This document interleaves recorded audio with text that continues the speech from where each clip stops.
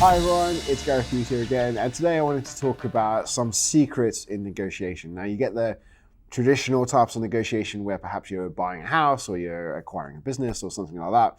Those are great, and there's a lot of psychology behind those types of negotiation. But actually, negotiation is an everyday occurrence. So you walking across the street is a negotiation. You choosing to do something over the other is a negotiation with yourself. So these are skills that you can use in your everyday life across a wide spectrum of things. So here's the first one. Do your research. We had a saying in the armed forces which was, time spent in recce is seldom wasted. And that's really true.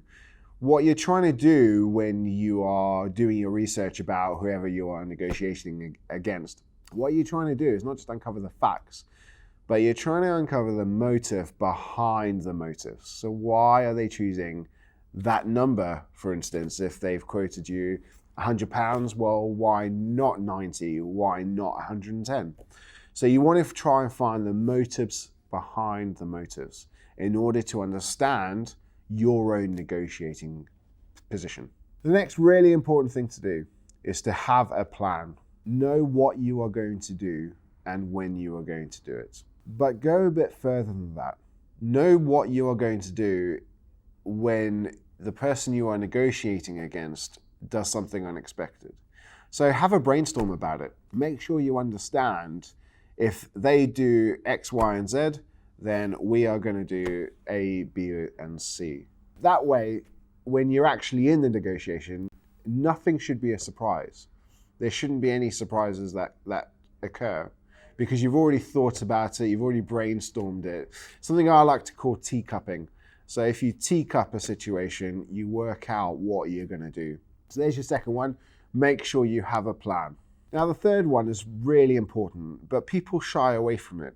And you often think that if you're in a negotiation and the other side say no, then that's the end of it.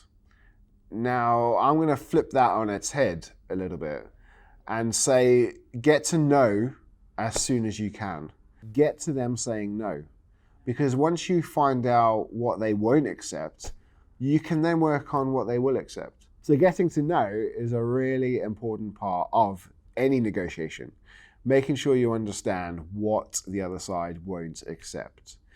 It sounds really counterintuitive, but actually it does work, because all you're trying to do is find some ground that you can work on together.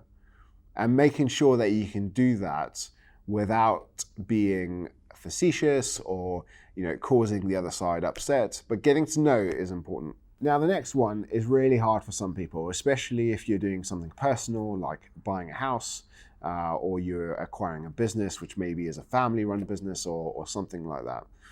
But it actually forms the basis of every negotiation.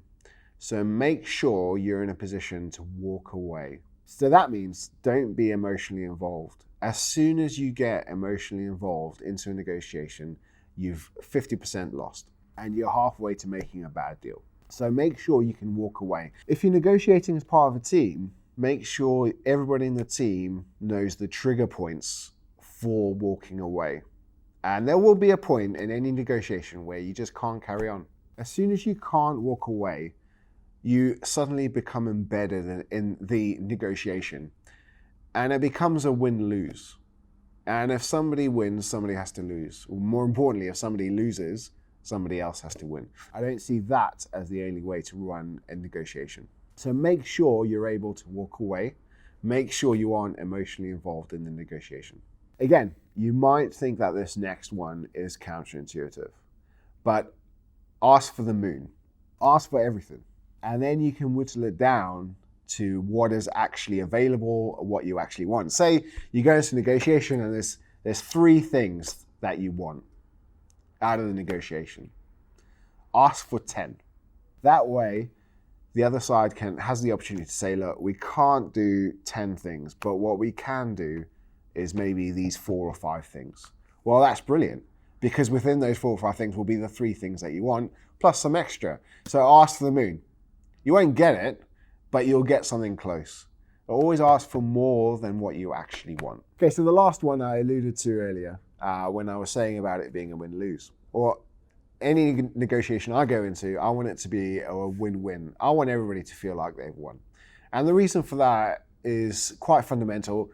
Mainly, business is a long game, right? So you want to be able to do further business in the future. So if you make it a win-lose, somebody probably isn't going to want to do anything with you in the years to come. And that actually is shooting yourself in the foot. So you want to get to a position where it's win-win. You want everybody to feel like they've taken something from the negotiation. If you are only playing a win-lose, it becomes a zero-sum game. And that person who loses might be you. So if everybody wins, everybody's happy, everybody walks away as if they've got something from the negotiation, I think that's really important. So make sure any negotiation you're in is a win-win. Those are my tips for negotiating. Make sure you hit subscribe, comment below as well. Make sure you put your negotiation secrets below. And look forward to seeing you next time.